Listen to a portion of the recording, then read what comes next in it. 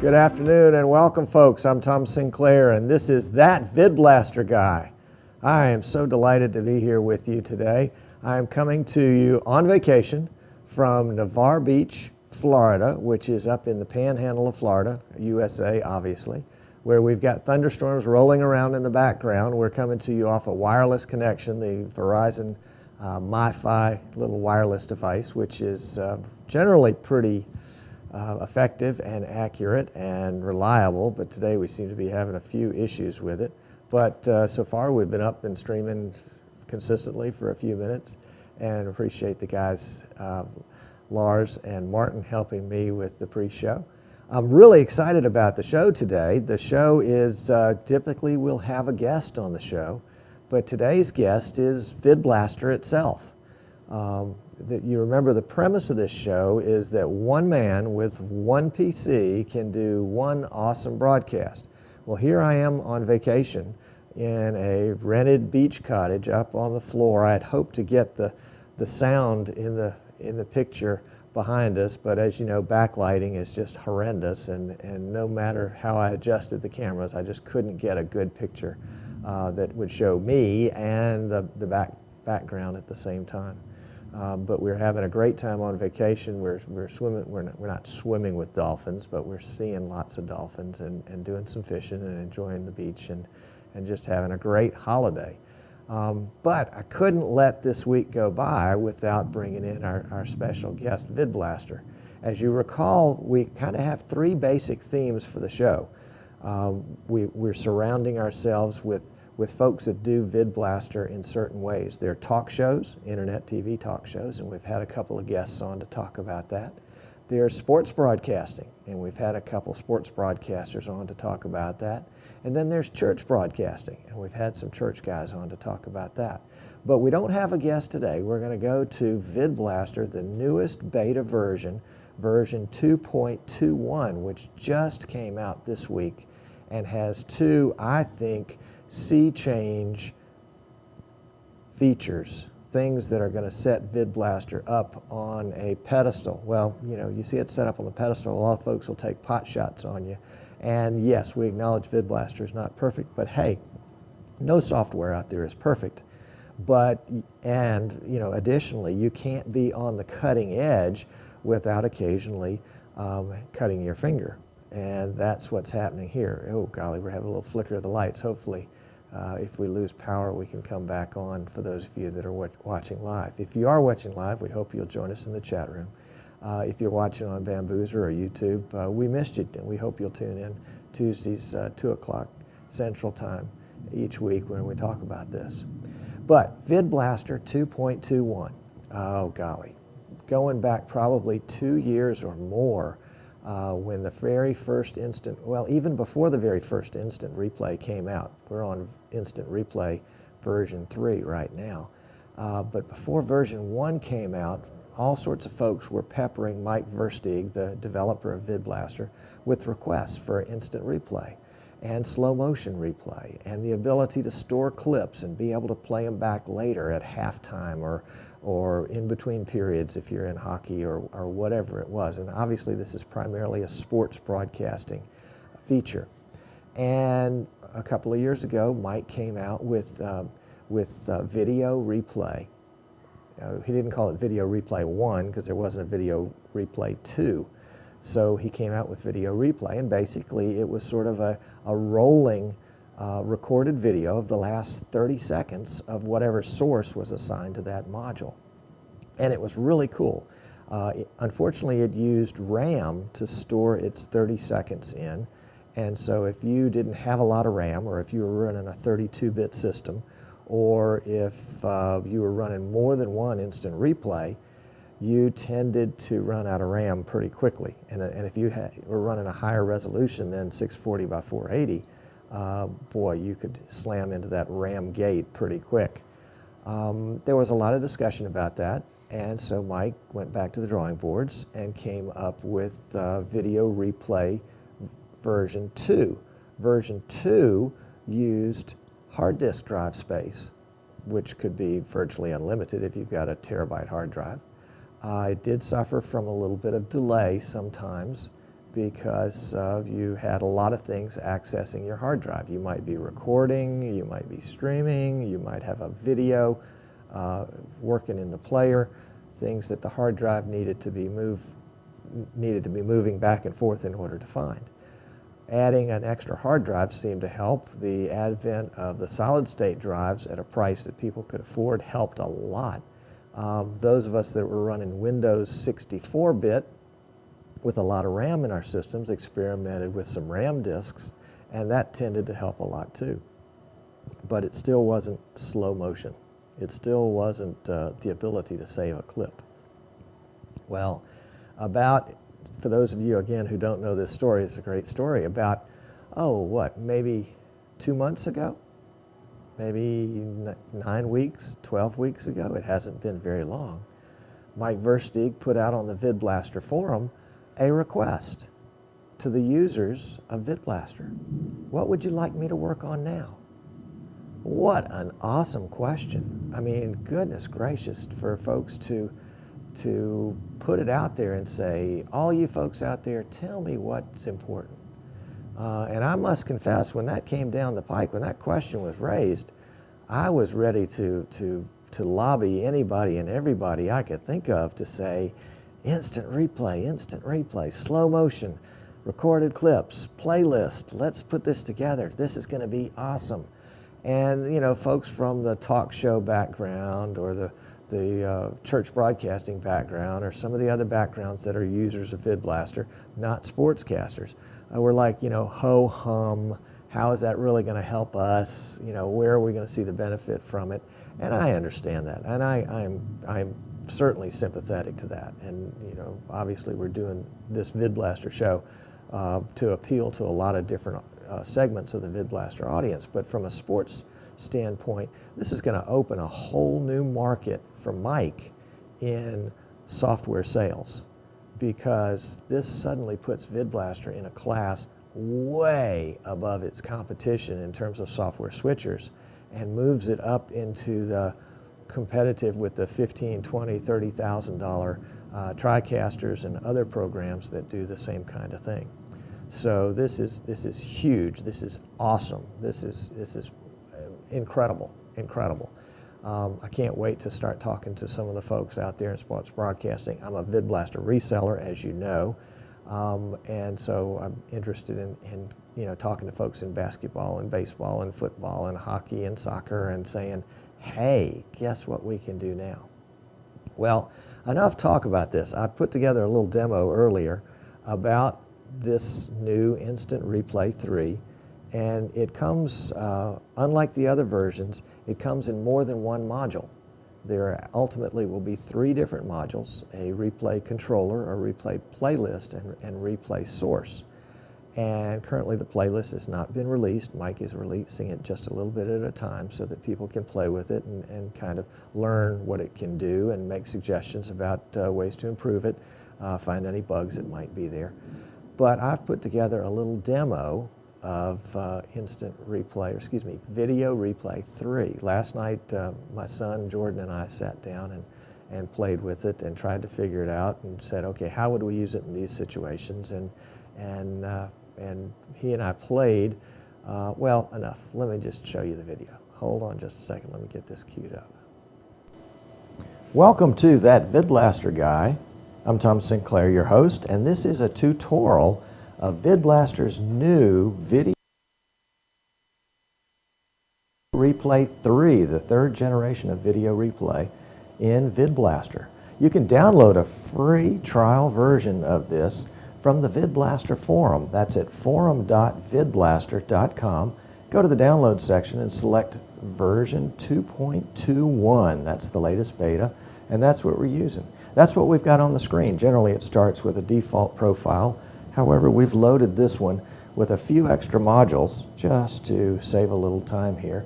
We've added the replay controller over here on the right side, this module. I'll drag it down so you can see it all by itself. And we've also added the replay source 1 and replay source 2. And we did that by going to modules, add, and we scroll down to Video Replay 3. and we can add a replay controller or a replay source. Now we've added two sources because we want to show you how you can take two cameras and do instant replay on two cameras simultaneously. Since I don't have some good live action to show you here, instead I've loaded up two of the players here, player 1 and player 2, with some videos my son and I recorded last night of basically I was counting to 10 on our fingers so that we would have some way of determining what was a replay and what was live. So we'll go ahead and get these two started going. And over here with our replay source, we've identified player 1, that is this player right here, as our source, and replay source 2 has identified player 2 as our source. We could have done that as easily with cameras, but since we don't have cameras, we'll use players. Here in the replay controller module itself, you'll see a set of numbers, 0, 0. Well, I'm not going to read it all out to you, but basically it's a time sequence with a slash and another time sequence. The time sequence on the right is the total elapsed time. The time sequence on the left is whatever time you want it to be in terms of where you are in your video. This knob in the middle is the shuttle that allows you to drag and go back into time to set up an in point by clicking in right here for your clip. Then you can drag it to the right and come closer towards present time until you get to the out point and click out. You would start all that by clicking live, and that brings sources into our replay source 1, replay source 2. Down here is our clip section where we would have a clip. It would show the end point, that is at what time in the total duration we started the clip, and then the S over here is for seconds, that is how long is the clip. The play button allows us to play the clip, stop allows us to stop it, and the 1 and the 2 allow us to select our replay sources. You see 1 is selected right now, and the little red light right up here is on. We'll select 2, and the tally light comes on for that. Now let's see if we can do. We're in live, and so we're going to drag back in time. I don't know if you can see on the video, but this is 49, 50, 50. Go back in time to 40 seconds. So I'm going to drag it back to the left. Oop, I went too far. Let's drag it back to the right a little bit. The further you to the right or the left, the faster it accelerates or goes back in. Oh, all right, now we're back at 40 seconds. And what's going on our two screens right here is what happened at the 40-second mark in our two videos. So we're going to click in as an in point for that. And we're going to go forward, let's go forward about 8 seconds. So we'll go to 48 seconds here. Oop, went too far, went to 49. Let's go back a little bit more, a little bit more. There we go, that's 48.13 seconds. And we'll click out. When we did that, a clip number 1, appeared on our clip list. It starts at 40 seconds. It has an 8-second duration. And we're going to double click this and rename it. And we'll just, for the sake of fun, we'll name it clip 1, just so we know which one it is. And we'll press the enter key. Now, if we would like to display that in our program module, you see currently our program module is blank. I can select player 1 and that'll go to the program, or player 2 and that'll go to program. But really what I'd like to do is to show our replay sources here. In order to do that, I have to add another module to our mix right here. Now I'm using the broadcast version, and what I'm about to show you only works with the studio or broadcast version because they're the only two versions that have something called the video switcher. So for those of you that are using the forgot about you, but you can't do it this particular way. But I promise I've got an idea for it. I'll show you in just a second. Actually, it's not my idea. I stole it, but I'll make sure I give credit. Okay, so we've got the video switcher module down here, and you can see that there's a replay selection there. We've got black, camera 1, which is nothing, player 1, player 2, and replay. If I select replay, I'm going to get the replay source that's currently in the tally. nothing's going to be moving in the program window. If I change to replay source 1, it changes back to replay source 1. Now, there's one other goodie that I haven't showed you, and that's this little bar down here at the bottom. This is the slow motion. Excuse me, a little static there. This is the slow motion bar that can determine how fast my clip plays. So I'm going to drag it back about halfway, and now I'm going to click play, and our slow motion is, our video replay here, replay source 1, is playing in slow motion. I can switch so I can show a 2-camera clip and go back and forth from a wide shot to a narrow shot to show that goal. How about that? That's pretty cool. Let's go back to something else for a second. We'll stop this one. And let's load up another clip just for fun. Let's go back in time. Excuse me, we're going to click back to the current time. And let's go back to 4 minutes exactly. So we'll replay back. Oops, went too far. Oops, went too far back the other way. As you can tell, it's going to take a little practice for me to get this right. There's 4 minutes. So we'll do an end point. And then we'll come out about 8 minutes again. There's 6 minutes, 6 seconds. That's a good point. We got 6 seconds. All right, this says 5. So it tells me my clip started at minute 4, first second, and it goes for 5 seconds. And I want to rename this clip 2. So I've now got 2 clips in our clip menu right here. By the way, the playlist function, which is coming, will allow you to take these clips and play them back in for a post-game show if you're doing sports broadcasting. If you're doing church work or, or talk shows, there's probably not a whole lot of use for this unless something really funny happens. Anyway, so let's cue up clip number 2 here.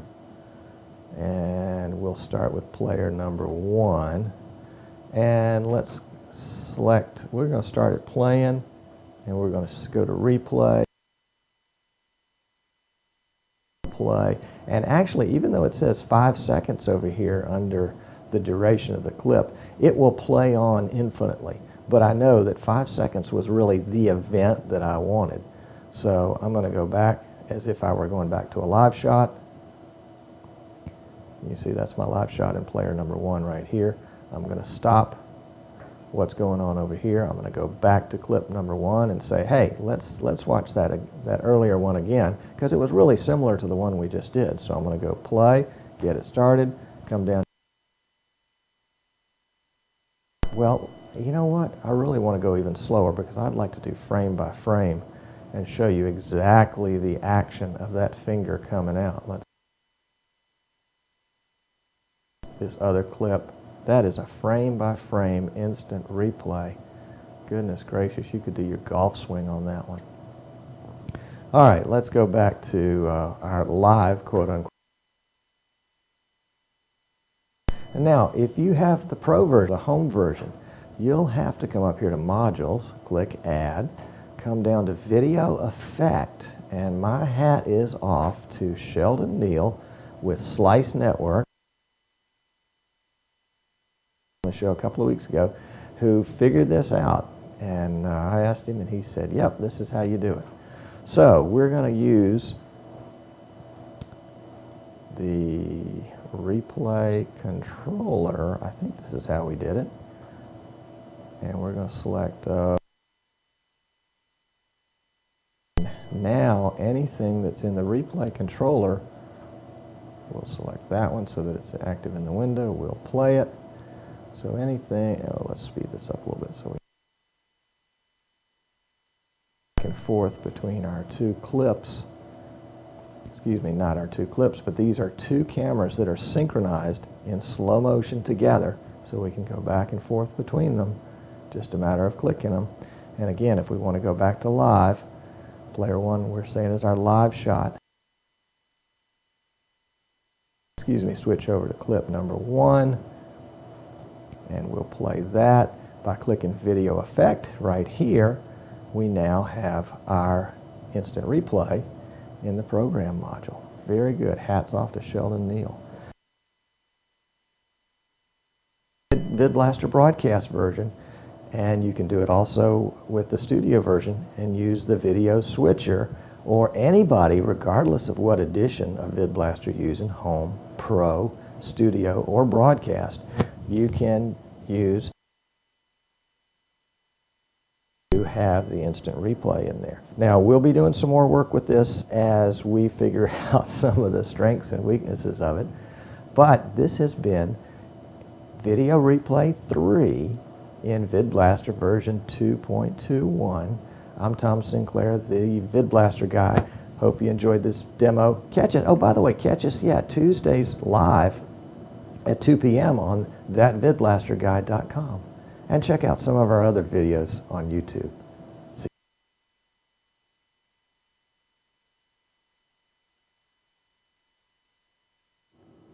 A little audio would be nice.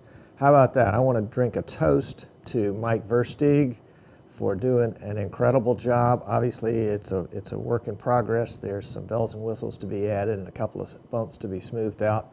But this is just magnificent, just magnificent. I can't be more thrilled or more excited for him and for the whole VidBlaster community, especially the sports community, for this new feature. It is going to be astounding.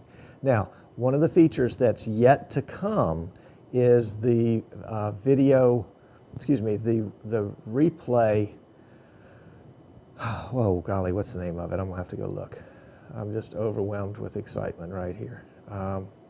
It's gonna be the replay playlist, and it'll work like a regular playlist where you can add the clips that you've been storing up during the broadcast and go back and shuffle their order and put them in any order you want to. Not exactly sure how it's all going to work right this point. I'm assuming you can reorder them, but I may be wrong. It's still a work in progress. As you can tell, using this instant replay, the video replay, is a little cumbersome at first. I found working with the mouse, trying to use the shuttle and go back in time to the right spot and then come forward in time to the right spot was a little cumbersome. From what I understand, Mike has been working with a device, essentially a jog shuttle, that has buttons and wheels and bells and whistles, smoke and mirrors, to allow that process to be much more intuitive, so that basically you're using your fingers to spin a wheel. The farther you spin it, the faster and back you go. Letting go stops it, turning it the other direction goes forward in time, and then there'll be buttons, I guess, assigned to that would mark your ins and your outs. That's going to be really cool. That's going to make it much more intuitive and much simpler to use. I'm hoping that there's a way that I can add, frankly, that we can figure out a way, if we have a desktop license for VidBlaster, not a personal license, but a desktop license where more than one person can use VidBlaster, or basically anybody that you say can use VidBlaster if you own a desktop license. If you have a desktop license, to use some third-party software to hook up a second mouse, so that somebody can be switching cameras during the broadcast from the first base camera to the second base camera, or from the goalie camera to the 18-yard box camera, whatever setup they might have, while a second operator can be going back and doing the clips for the replays. Now, the question came up in the chat room, if it's just one of me, how am I going to do this? Well, there is a rolling clock, and that everything in the replay controller, well, let me bring those things back up here on the screen. Everything in the replay controller, and let's go ahead and go live with it right here. And I'll start my two videos right there so that so we've got something going. And let me turn the volume down so we don't need to add any extra volume to what's going on here. There we go. So that I can, later on, 5 minutes later, 10 minutes later, I can come back over here and go all the way back to the beginning of time. Let's say I want to go to the first 10 seconds. Whoops, went back too far. 15 seconds, 12 seconds, 10 seconds. Set my endpoint, come forward about 20 seconds from 10 to 30. 27, 28, 29, set my out point, and I now have a clip. Now, this might have happened 40 seconds ago. It might have happened 4 minutes ago, and I think it depends on the capacity of your system in terms of its hard drive or solid state drive in order to determine how much you can take. I suspect folks that are going to go high end on this may end up with a separate solid state drive just to support the replay controller. For folks that are doing, their high school sporting events for fun or for small profit, it may be that we work out different workarounds in order not to fill up your hard drive with stored video. I'll get some specs as to how much storage space it takes based on the resolution and the frame rate. Obviously, those are the two determining factors. Oh, and the number of sources. I mean, if in our little example right here, we're working with two sources based on two cameras. Here's replay source 1 and the camera 1, replay source 2 and camera 2. But in another situation, there may be 3 cameras involved, or there may just be 1 camera involved. So we're going to have to play around with this one a little bit. It's kind of like, oh yeah, let's go play in that sandbox. This is going to be a lot of fun. Yeah, it may not be exactly what we expect, but number one, it's not all done yet, and number two, it's a heck of a lot better than anything we've seen so far, and certainly it's a lot better than anything that I can afford. I can't afford to go out and buy some of the add-ons that go with TriCaster or some of the other replay systems that are out there. They're just way out of reach. I mean, if we're talking about spending tens of thousands of dollars to get something that does slow motion instant replay and records clips for later playback, that's not happening in my budget. But VidBlaster has suddenly become an incredible value, And if in listening to this, you're like, oh my goodness, where can I get a hold of this software? Well, you can go to the VidBlaster forum and download a trial version, and that's forum.vidblaster.com. If I were really good, I'd put a URL down here, but I'm sorry, I wasn't prepared. I'm on vacation, give me a break. But go to the forum, go to the download section of the forum, go to version 2.21 and download a trial version. It will be a studio version, that is, it'll have the video switcher. You saw me use the video switcher in the demo. And you can play with it and see if it's something that you would like.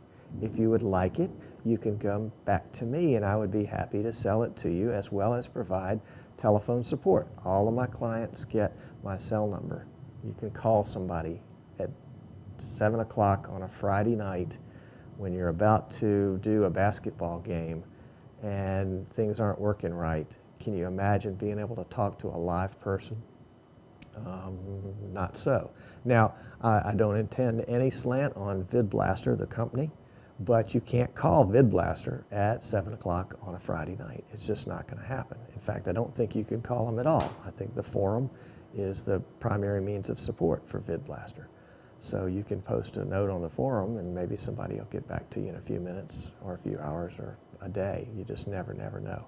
But if you're my client, I take care of my clients. I protect my clients. I make sure that you have everything that I can possibly give you to help you become successful. I can be a sounding board for you. I have a lot of folks that call me and say, Tom, is this going to work? It may not have anything to do with VidBlaster, but they know because I've been there. I've been in the sports broadcasting, the church broadcasting, the talk show broadcasting. Business? Is this a business? Is this a hobby? Well, we don't know yet. It all depends. The future's still yet to be written. But VidBlaster can be a big part of what you want to do, and I can help you with that. and you can go to my website. Well, you're already at VidBlasterGuy.com, and there's a link to the store there, and you can find out more about the software and how to buy it from me, or you can shoot me an email, or you can give me a call, and I would be delighted to help in any way I can. That's what I do. That's what I do. I've also been developing, and as you've probably heard me say, if you've heard the show before, a prototype PC that is designed to work with VidBlaster. It's got the guts in it to bring out the best in VidBlaster, and I'm going to have to go back to the drawing boards a little bit on this on the prototype with the instant replay and make sure that what I've got is going to work with that, and I assure you it will. With some new breakthroughs in the last couple of weeks, where I've found some sources for some four-port capture cards, full frame standard definition. We're going to be able to bring the price point down on that machine, as well as we're still working on offering HD on that. But I think SD, this is SD that we're doing right now, standard definition, 864 by 480. So it's not too shabby. And for most sporting events that are moving so quickly, high def is not, at least not at the level that we can do it. The processing power may not yet be there. We're still working on getting that worked out. But that's the commercials for this point.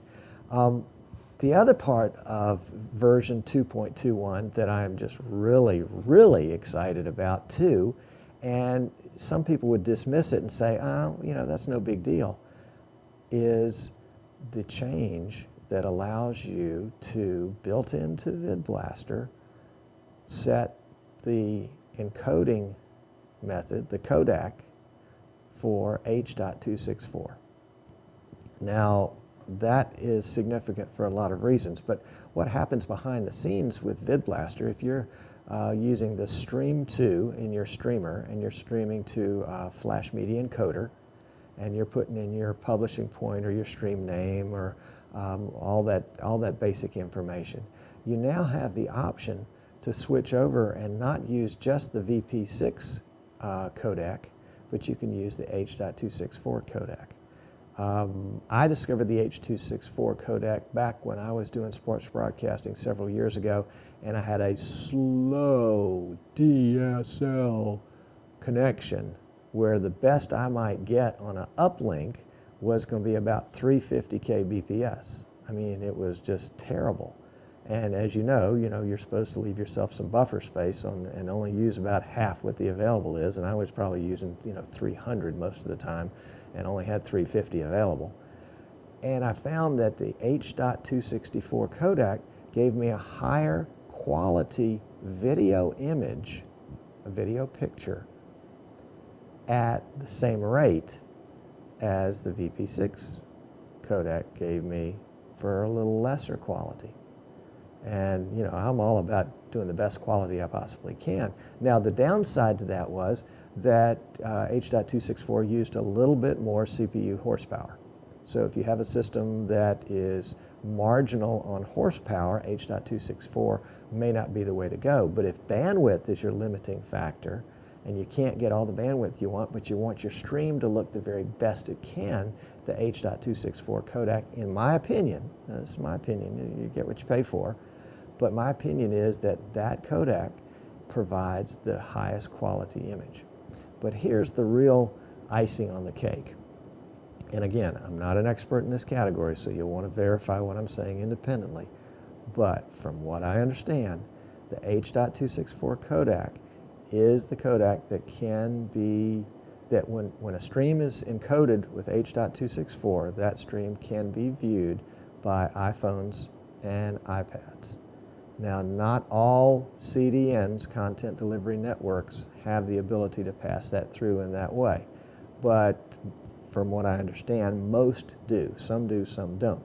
Now, there's some out there where you can send them a VP6 encoded stream, and they will re-encode it and make it available for iPads and iPhones because that's the way they choose to do their business model.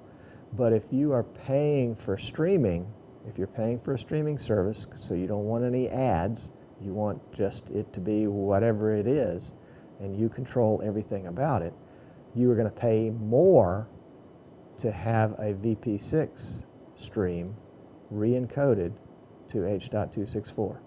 You might pay twice or 3 times as much. Again, don't know, it hasn't happened to me, but this is in just talking from other folks that are in the business that say, you know, it was a big deal to be able to do H.264. Now notice that we're talking about video in all of this. We're not talking about audio. iPhones and iPads have to have the AAC audio codec from what I understand, but most CDNs are willing to do the audio re-encoding because it's not nearly the heavy lifting as the video encoding. So they might take your H.264 video stream and your MP3 audio stream and say, no problem, we'll just, because we like you, we're going to re-encode your audio in a way that iPhones and iPads can hear it and understand it.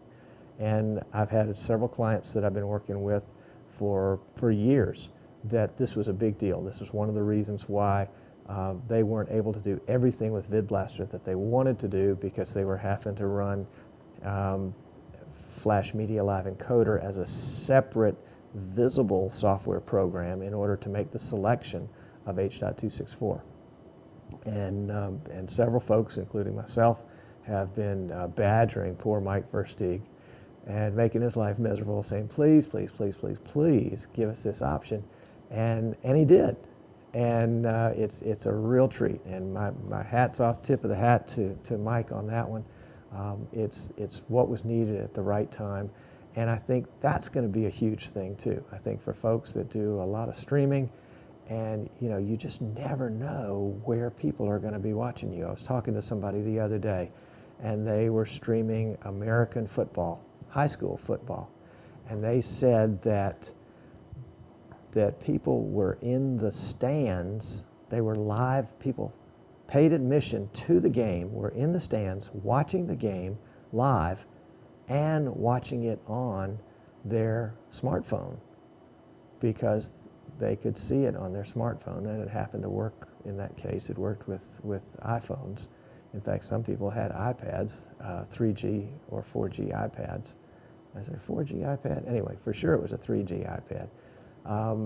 And we're able to watch the broadcast, see the instant replay from VidBlaster, and hear the commentators talk about what was going on out there. And they were having so much more fun because not only did they get to watch it live in front of them, but their experience was enhanced by having their appliance, in this case their iPhone or iPad or Droid phone for that matter, Android device, where they could watch the stream and listen to the audio. And it was a big, big deal. So 2 great goodies in version 2.21 for VidBlaster from Mike Versteeg at vidblaster.com. First one is video, got to get it right, Video Replay 3, and the partial introduction of that, at least you know the first step of what may be 2 or 3 steps in introducing that. And then the inclusion of the H.264 codec for streaming. It still uses Flash Media Live Encoder, but it uses in the command line format, so nobody really sees it and knows it's there. It just happens all behind the scenes. And just a great job for Mike. If you're joining us now live, I'm broadcasting from Navarre Beach, Florida, from the 3rd floor of our rented beach house where we had a horrible thunderstorm come through a little while ago, giving our internet connection all sorts of fits. Hopefully it's smoothed out a little bit now. And if you missed the first part of the show, we're going to upload it to YouTube here in just a few minutes. And so in an hour or so, it should be available for viewing there, and we'll put a link on our website to that so you can watch it in the archive and catch the whole show. We're a little abbreviated today because I'm on holiday here in the States. So we're going to check the chat room just real quickly. Please tell Tom to read the chat. Okay. Yes, I am streaming in H.264 right now. And actually, normally we're streaming at 800K BPS, And because our internet connection was so screwy today, we dropped from 800 to 650 to 500 to 350. So what you're looking at, if you're watching this live, is internet on H.264, excuse me, a stream on H.264 at a video encoding of 350K BPS. Audio, I think, is 18K BPS, not a lot. And so the audio quality, if you're listening live, probably won't be as good as it normally was. Not that it was that great to begin with. But let's see if the chat room has got anything else with us. Doesn't Tom have a Q&A session at the end of the show? Yes, I do. But right now, again, I'm on vacation, so all of my staff is on the beach right now. That is my wife and my son and anybody else that might help me. Let's see. I think we've got anything. Let's scrolling back through and see if we've got any last-minute questions, guys. Last-minute questions. We'll be keeping you up to date on the progress of Video Replay 3. We'll probably do another unboxing video, or at least a part of it, if when Mike releases more of that particular program. Next week, not quite sure exactly how the guest thing is worked out. I'm really excited. Oh, yes, I do. I know Anthony Romero from Dacast. Is it Dacast or Duckcast? D-A-C-A-S-T, Dacast.com.